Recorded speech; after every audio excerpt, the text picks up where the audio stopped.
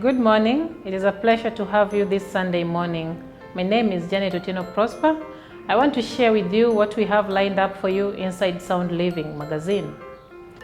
Inside your Sound Living magazine, we have an interesting story about a young ambitious man who dropped out of the university because he missed the loan.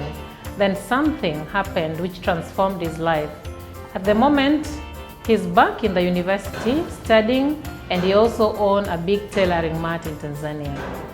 We also take you through online real estate business in Tanzania. And we've not forgotten about the children as well. That's why inside Sound Living, we have Young Citizen. To read these stories, kindly grab your copy of The Citizen.